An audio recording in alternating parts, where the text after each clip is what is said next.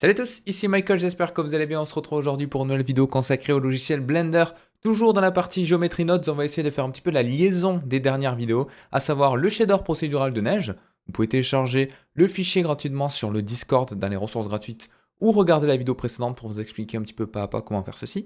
Et on va voir également en Geometry Node comment faire un générateur de pas automatique sur cette neige. Alors ça marche pour la neige, si vous avez un shader de sable ou autre, ça fonctionne aussi, il y aura peut-être quelques ajustements à faire, mais le setup de Geometry Node au moins sera fait. Donc c'est basé sur une courbe. Ça veut dire quoi? Ça veut dire que si vous prenez cette courbe-là et que vous la déplacez, en temps réel, vous allez voir que dans le rendu, les pas vont se déplacer.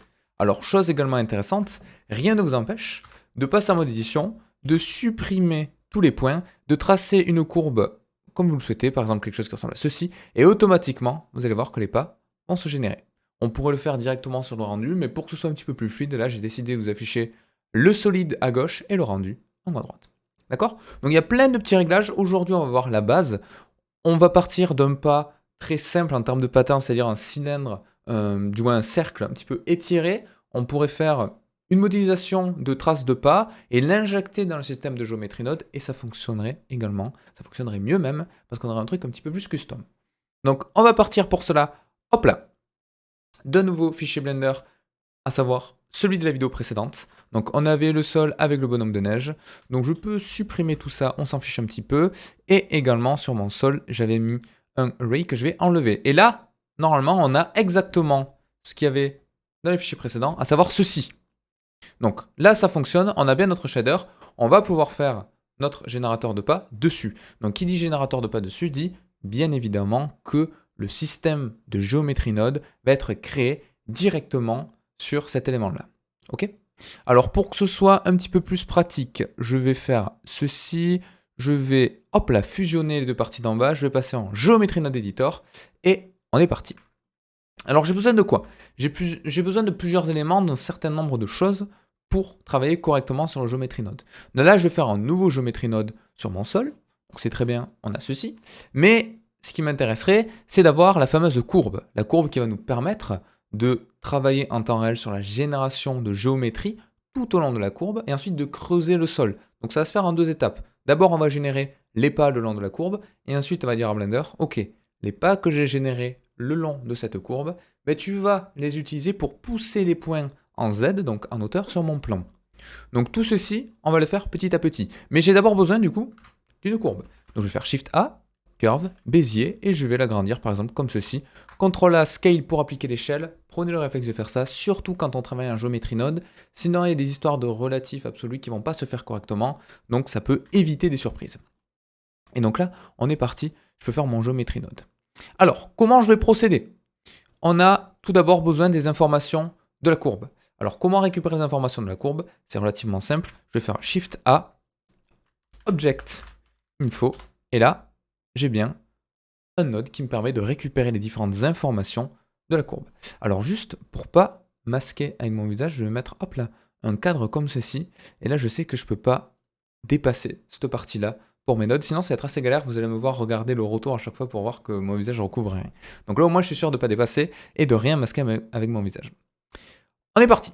Donc une fois que j'ai ceci, je peux ici sélectionner ma courbe. Donc moi je vais appeler Bézier Curve, on va prendre ça, ça va fonctionner.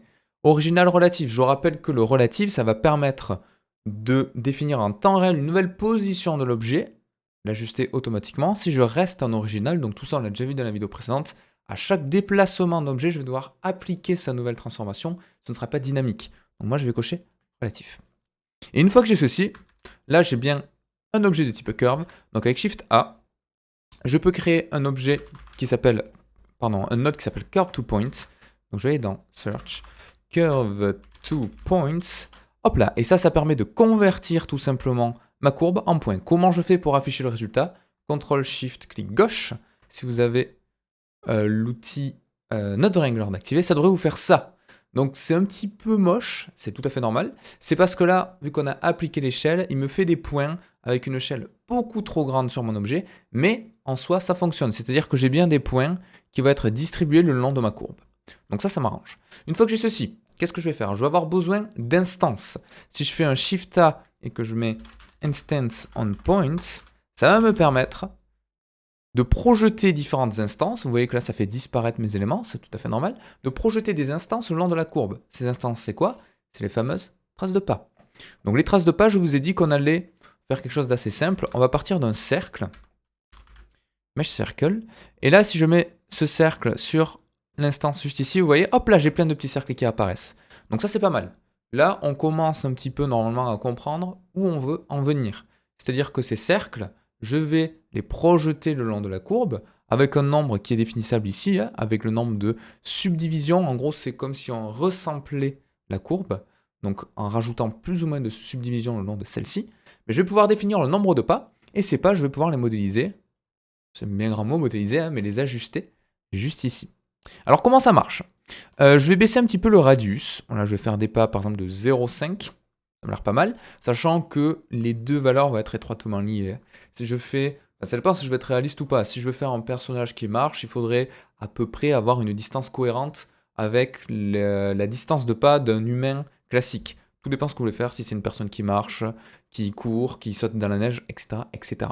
Donc là, j'ai qu'un seul cercle. Moi, il m'en faudrait deux. Mais en fait, je vais utiliser le même générateur de base. Par contre, ce qu'il faut faire, j'ai envie d'avoir un pas ici, par exemple, un pas ici, un pas ici, un pas ici, etc. etc. Donc j'ai différents offsets à réaliser. Avant de faire ça, on va ajuster 2-3 choses parce que vous allez voir que potentiellement il va y avoir des modifications d'axe à effectuer à cause du rotation qui est ici. Parce que Blender, par défaut, quand il projette des points sur une courbe, il a des informations de tangente, de normale, de rotation qui ne sont pas forcément intuitives au premier abord, donc on va peut-être devoir faire des modifications à ce niveau-là. Alors comment je peux voir un petit peu comment ça réagit? Je vais rajouter un node de type transform. Ça me servira à quoi? Ça va me servir dans un premier temps à changer l'échelle de l'objet. Moi, j'aimerais des pas un petit peu plus allongés. Donc en changeant à la fois le rayon qui est juste ici en entrée et l'échelle en X, je vais pouvoir avoir des pas qui sont plus ou moins allongés. Donc ça, c'est ce que je disais tout à l'heure. Je pourrais avoir quelque chose d'un petit peu mieux en termes de générateur si en entrée, au lieu de mon mesh circle, je mets un vrai cercle que j'aurais modélisé moi-même pour faire une trace de pas, tout simplement. Parce que dans la vraie vie, les pas, c'est pas tout à fait comme ça. Hein.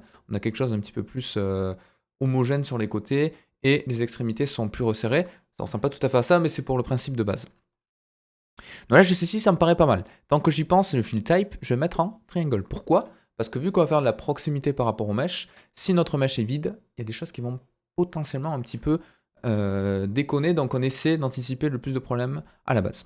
Et maintenant, vous allez voir catastrophe. Là, nos pas ne suivent pas la courbe, c'est pas bon. Quand je dis je suis pas la courbe, c'est que ce pas, normalement, il doit être orienté en suivant l'orientation de la courbe, donc en suivant sa rotation. Si je prends la rotation et que je link ici sur rotation, voilà ce qui se passe, bam, rien du tout. Est-ce que ça a disparu? Non. En fait, si je tourne mon objet, on voit qu'il m'a fait une rotation étrange. Alors pour me recalquer sur la rotation de base, c'est pas très compliqué. Je vais rajouter des 90, à la fois en X et en Y. Comme ça, je retombe sur l'alignement. On pourrait faire des alignements en Euler, il y aurait des calculs mathématiques un petit peu plus complexes. On va pas s'embêter aujourd'hui avec ça. Et là, on est pas mal, on a un pas qui fonctionne. Mais moi, j'aimerais bien avoir, comme je vous l'ai dit, deux traces de pas. Donc comment je fais? Je vais dupliquer mon node transform. Je ne vais pas toucher à la rotation ni à l'échelle. Je vais relier mon géométrie à mon géométrie. Et là, je vais faire un join géométrie. Tac. Join géométrie, je vais relier mes deux pas. Là, actuellement, ça ne se voit pas, mais j'ai les pas qui sont superposés. Et maintenant, j'ai juste à les écarter de la courbe, de manière homogène en positif et en négatif, et les décaler également le long de celle-ci, pour avoir quelque chose qui n'est pas symétrique. Vous allez très vite comprendre. Là, si je prends la translation d'un pas en X et que je l'écarte, donc si je mets du moins 0,5 et de l'autre côté 0,5, vous allez voir que ça fonctionne pas top parce qu'ils ont exactement le même alignement. Alors moi, j'ai plein de choses à modifier qui ne me vont pas. Je vais baisser un petit peu l'échelle de mon cercle. Et là, j'aimerais bien qu'il y ait un pas sur deux, en fait, qui est généré ici. Alors, on a plusieurs méthodes. Hein. On va baisser un petit peu le nombre de pas en haut. Je vais mettre par exemple 7, allez, ou 6. Bon, allez, 7, on va faire sur 7. Et maintenant, je vais devoir ajuster la valeur en Z, vous voyez, pour faire glisser mon pas. Alors, ce que je vous conseille, il y a plusieurs méthodes. Hein. Soit vous mettez une valeur très importante ici, et là, j'ai bien bon, un pas sur deux. Mais moi, j'aime bien avoir le positif et négatif sur chacun des pas pour que la translation se fasse de manière homogène en négatif-positif sur chacun des pas. Donc, Je pourrais prendre une valeur qui m'intéresse, par exemple, on va dire, allez, 2,2. Donc je vais mettre 1.1 ici et moins 1.1 juste là. À chaque fois qu'on a des valeurs comme ça, positif, négatif, ce que vous pouvez faire, c'est faire un node entre guillemets automatique. Donc là, j'en ai besoin de 2, avec la value. Et l'avantage, c'est que ça, je vais pouvoir l'exposer dans mon géométrie node final pour régler en temps réel ensuite sans rentrer dans le modifier de base. Donc ça, je pourrais le mettre dans l'input. En input ici, hop là, je pourrais mettre une valeur. Je ne vais pas le faire maintenant, hein, mais sachez que le fait de mettre une valeur en entrée ici, ça me permet de le redéfinir comme je le souhaite après coup. Donc là, je vais mettre une valeur à... alors, je vais mettre tous les négatifs en autant que j'y suis. 1.1, moins 1.1 et 1.1. Donc par exemple, pour mon 0.5, là je vais mettre une valeur à 0.5. Je vais dupliquer ceci. Je vais mettre 1.1. Et tout simplement, je vais faire un node de type math qui va venir inverser cette valeur-là. Pourquoi? Donc multiplier par moins 1. Comme ça, j'aurai quelque chose d'automatique. Je duplique ceci. Je prends ma valeur de 0.5. En sortie, là, je vais avoir moins 0.5. Du coup, je peux brancher mon moins 0.5 en haut sur mon x. Donc, ce qui est un petit peu particulier, c'est que je vais devoir faire un combine x, y, z. Donc ça, vous voyez, ça rajoute un petit peu plus de travail, mais ça permet d'avoir quelque chose qui est, entre guillemets, automatique. Ensuite, j'aurai juste à changer cette valeur-là et tout se fera automatiquement. Donc c'est ça aussi le concept qui se cache derrière le géométrie node, c'est que ça permet vraiment d'avoir des choses assez intéressantes en termes de résultats quand on arrive à comprendre comment automatiser les choses. Donc là, j'ai mon 0,5. Ok, je vais avoir besoin de 2 combine x, y, z d'ailleurs. Je referai une passe dessus pour vous expliquer un petit peu comment ça fonctionne. Parce que comme ça, on est sûr que ce soit clair à 100%. Donc mes négatifs, mon moins 0,5, je le veux sur le x, ok, et mon moins 1,1, je le veux sur le z. Donc si je fais ceci et que je relis ça là, normalement, ça ne doit rien changer visuellement, on est tout bon. Et je prends les valeurs positives cette fois-ci pour le x et le z.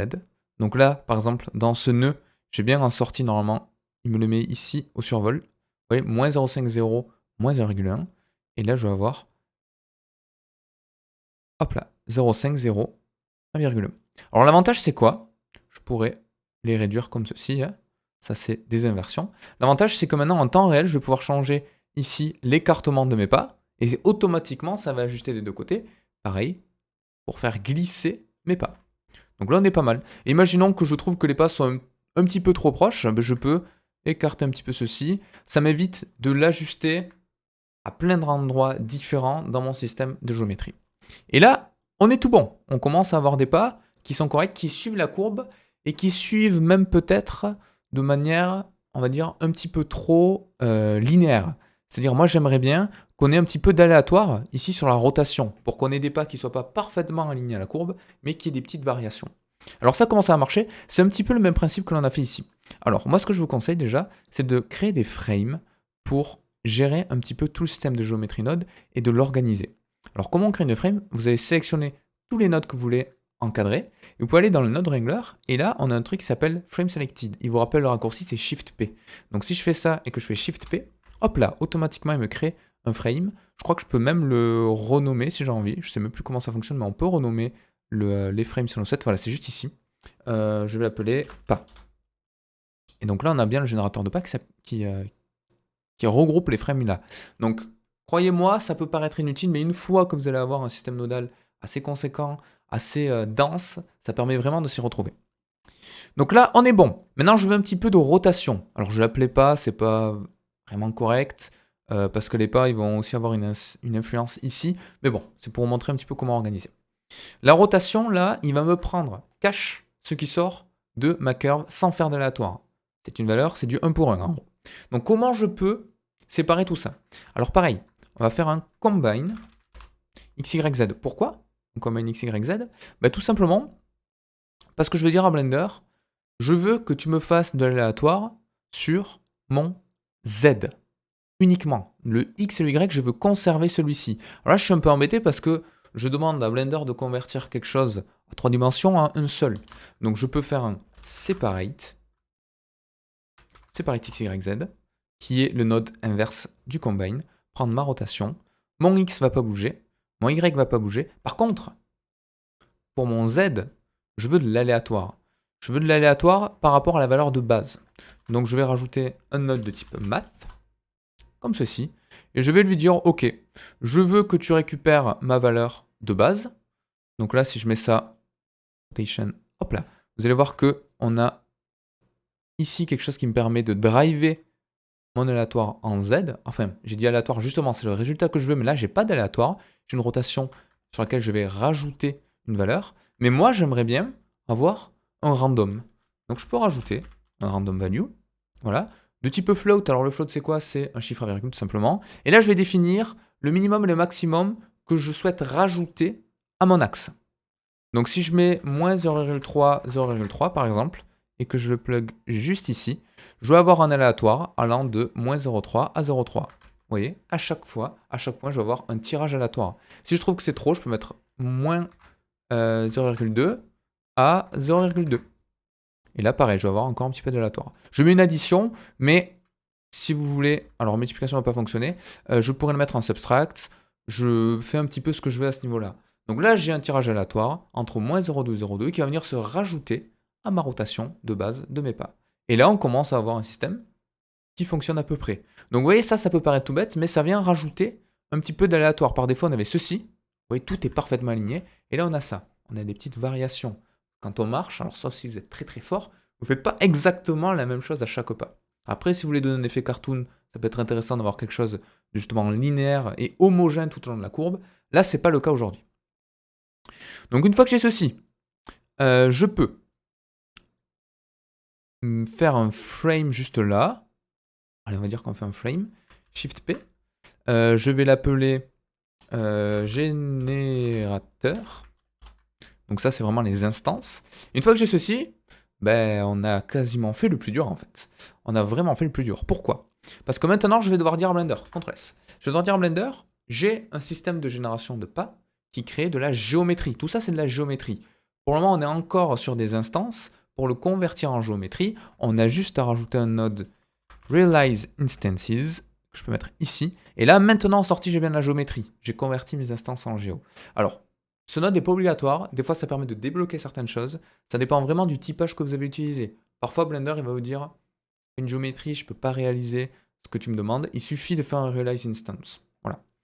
Et une fois que j'ai ceci, je peux faire une proximité par rapport à mon sol. Pourquoi? Parce que je vais dire, plus tu es proche d'un pas que je t'ai indiqué ici, plus tu vas creuser ton objet. Alors comment je fais? C'est tout simplement un node Geometry Proximity. Je vais le mettre juste là. Et si j'affiche ma distance dans ma vue 3D, je dois avoir une géométrie en entrée, donc c'est ceci, mon groupe input. Le groupe input là qui correspond à mon plan de base. Géométrie, tac, voilà ce que j'ai.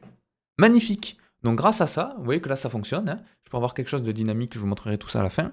Et là, on a bien les pas qui sont générés sur la surface. Et là, il va calculer la distance en temps réel.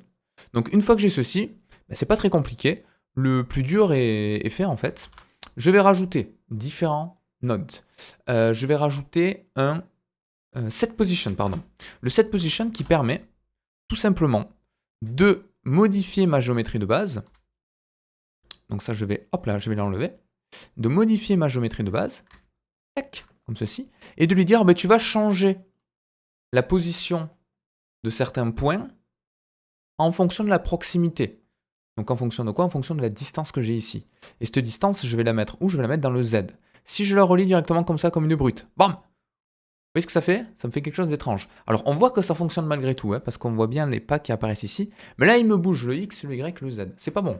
Donc, comme d'habitude, combine X, Y, Z. Tac! Je vais dire, tu bouges pas le X, tu bouges pas le Y, tu bouges uniquement le Z. Et là, on a un truc étrange. On a un truc étrange, pourquoi? Parce qu'il ne normalise pas les valeurs, il les clampe pas. Donc ça veut dire quoi? C'est qu'on peut avoir des valeurs en dégradé très léger juste ici en fonction de la proximité. Donc pour brider tout ça, je vais rajouter quoi? Je vais rajouter un map range. Et très important, il faut que le clamp soit coché. Vous voyez? Là, ça corrige tous les problèmes. Si je désactive le clamp, j'ai quelque chose qui n'est pas clampé, donc des valeurs linéaires, exponentielles qui vont être interpolées entre chaque point de mon objet. Si je clique sur le clamp, on a bien ceci. Et là, très important, on a quelque chose qu'il faut bien vérifier. Par défaut, vous voyez, ça va me pousser en positif mes pas. Moi, c'est pas ça que je veux. Je veux les pousser en négatif. Donc le to max, je vais le mettre à 0. Là, on est un petit peu déçu. Hein. Mais c'est pas très grave, parce que je vais utiliser le to min pour baisser les pas. Alors pourquoi c'est important? Parce que sinon, quand vous allez projeter votre courbe, si vous avez un delta sur votre objet, il ne va pas les projeter correctement. Donc là, je peux faire ceci. Le to max, ça va me permettre de resserrer un petit peu les traces de mes pas. Donc ça dépend si vous voulez quelque chose de plus ou moins sharp. On va faire quelque chose qui ressemble à ça. Et tout simplement, la valeur to min, ça va être la profondeur de vos pas. Donc en fonction du type de neige, on peut faire différentes choses. Et là, on est pas mal. Je peux faire également, alors je vais supprimer ceci, tac. Je vais faire un shade, set shade smooth, tac, juste ici. Comme ça, on est good, on est sûr d'avoir du shading en smooth. Et je peux même rajouter du subdivision surface juste là, tac, comme ça j'ai quelque chose d'un tout petit peu plus qualitatif en termes de subdivision. Et là, on est pas mal, on a bien les pas qui sont générés et qui vont créer cette profondeur en bougeant en Z, et pas, juste ici. Alors, même principe que tout à l'heure, hein. Là, tous mes pas vont avoir le même enfoncement, pardon. Rien ne m'empêche de rajouter une sorte de d'aléatoire ici pour avoir des pas plus ou moins profonds. Ça, c'est comme vous voulez. Et là, si je passe en mode rendu, la magie va opérer. J'ai bien des pas. Alors, je vais juste aller dans le Property. Je vais rajouter le denoise. Ce sera un petit peu plus sympa. J'ai bien des pas qui sont générés sur ma surface. Alors comme je vous disais tout à l'heure, là on les voit assez bien, je pourrais avoir quelque chose de plus ou moins profond. Voilà, ça ferait vraiment des pas très très profonds dans la neige, mais du coup on va plus, les ombres sont un petit peu plus creusées. C'est vraiment comme vous voulez, je vais mettre moins 0,5, tac. On a la grille qui est de pas, alors je vais la désactiver. Floor et grid, tac. Voilà, donc là j'ai bien mes pas qui ont été générés. Alors comme je vous disais au début, si je prends cette curve et que je la déplace, normalement, j'ai bien mes pas, vous voyez, qui vont suivre. Donc ça fonctionne assez bien. Je peux également, en temps réel, passer, donc là, en vue de dessus, on le voit encore mieux. Je peux également passer en mode édition, sélectionner tous les points de ma courbe, refaire X vertices. À gauche, j'ai un petit outil Draw qui permet de tracer moi-même une courbe. Je peux le faire comme ceci. Et hop là, automatiquement, vous voyez, j'ai bien mes points qui vont être générés.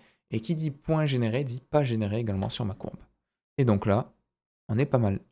Et tout ceci, donc j'ai essayé de faire en sorte que ce soit le plus procédural possible, dans le sens où si je retourne dans mon système de géométrie, je peux exposer différents attributs. Donc l'exposition d'attributs, je rappelle que c'est quelque chose qui permet de donner la possibilité à l'utilisateur de modifier certains paramètres. Alors d'ailleurs, je vous conseille également, là vous voyez, j'ai le subdivision surface au-dessus de mon géométrie, au-dessous pardon, je peux le mettre dessus pour lisser un petit peu plus les pas, donc ça dépend vraiment du résultat que vous voulez. Regardez, ça change un petit peu. Là j'ai quelque chose de très sharp, là je vais avoir quelque chose d'un petit peu plus adouci. Donc moi, sur mon exemple, j'avais fait comme ça. Je trouve que ça rend un petit peu mieux, ça vient adoucir les bords de ma géométrie. Donc je disais oui, quelque chose un petit peu plus procédural dans le sens où le nombre de pas, je pourrais très bien ici, hop là, le count, le mettre juste là. Pareil pour les écartements. Je pourrais relier ici au multiply pour choisir les écartements de pas. Donc je pourrais faire plein de petites choses. Pareil pour la profondeur des pas, qui est le to min, qui est juste là. Donc je peux prendre ceci et le relier au to min. Tac. Et maintenant, normalement, en temps réel, alors il faudrait que je les renomme, parce que là, effectivement, ça va pas être très intuitif. Mon count, ça va être nombre de pas. Le to min, ça va être profondeur. Et en temps réel, regardez ce que je pourrais faire. Je pourrais changer mon nombre de pas. Alors dans la vue 3D, ça va marcher un petit peu mieux. Oui, je peux changer mon nombre de pas. Je peux changer la profondeur également. Voilà. Et je pourrais le faire directement en mode rendu. Je pourrais même l'animer, ça. Donc je pourrais faire des pas qui, au fur et à mesure, s'inscrivent dans la neige. Oui, dans le nombre de pas. J'ai mis à 2, je peux le mettre à 19, ça fait beaucoup plus de pas. Vous voyez que du coup l'écartement ne matche pas forcément, mais bon, pourquoi pas. La profondeur, je pourrais la baisser un petit peu plus. Et voilà, j'ai quelque chose qui est dynamique, qui est procédural. Alors vu que le shader est procédural, ça aide. Hein. Si on avait des maps, ce serait un petit peu plus compliqué. Mais là voilà, je mets 50 pas, vous allez voir qu'ils vont quasiment tous se chevaucher les uns sur les autres. Mais ça pourrait faire un très bon shader pour faire des traces de roues, par exemple, dans la neige. Ça fonctionnerait assez bien. Donc c'est tout pour aujourd'hui. Donc vous pouvez exposer les attributs que vous voulez. C'est-à-dire que là, pour les écartements et tout, je pourrais prendre une valeur là, le mettre en entrée des multiply, ça fonctionnerait également. Donc j'espère que ça vous aura plu, que vous avez appris des choses. N'hésitez pas à me dire si vous avez des questions. Merci d'être de plus en plus nombreux sur le Discord, vous posez plein de questions et tout, c'est vraiment cool. Il y a vraiment une communauté superbe qui aide beaucoup de personnes quand ils sont bloqués sur Blender ou même sur des logiciels de 3D numérique général. Donc c'est vraiment top. J'ai fait une petite pause sur les vidéos, j'ai eu quelques trucs à droite à gauche. J'ai pas eu forcément le temps de tourner tout ça. Je vais essayer de reprendre le rythme comme avant. Et voilà. En tout cas, j'espère que cette formation sur Geometry Node vous plaît, que vous apprenez des choses, que vous trouvez ça intéressant. C'est vraiment une approche un petit peu particulière. Et sur ce, je vous dis à la prochaine. Allez, ciao tout le monde. Le fichier sera présent sur Discord. Je vais le mettre comme d'habitude, et les ressources gratuites. Allez, ciao.